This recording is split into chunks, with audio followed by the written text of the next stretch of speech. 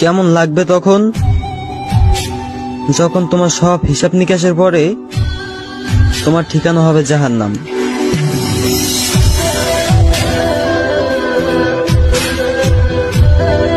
তেরি উঙ্গলি।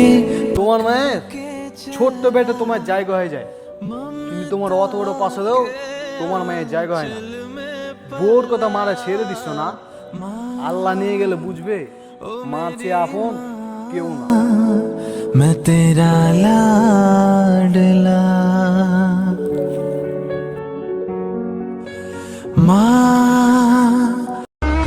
আমি সব থেকে বেশি ভালোবাসি আমার মাকে, কারণ আমার মা আমার হাজারো ভুলের পরও আমাকে ভালোবাসে।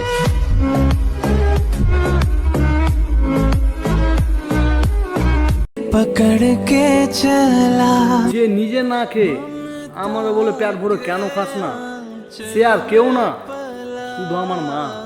माँ ओ मेरी माँ, मैं तेरा ला। অনেক ভেবে দেখলাম, ফজরের নামাজ ছাড়া দিনটা এলোমেলো, আর 5 ওয়াক্ত নামাজ ছাড়া জীবনটা এলোমেলো।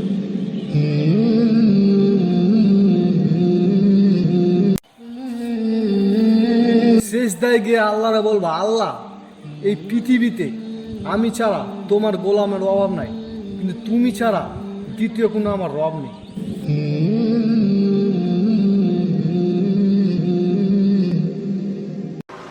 মরণের কোনো বয়স নাই।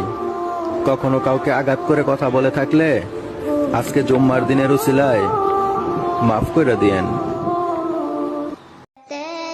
কিছু কিছু মেয়েদের মেকআপ ছাড়াও সুন্দর লাগে, যেমন আমাদের মা। प्यारी माँ मुझको तेरी दुआ चाहिए।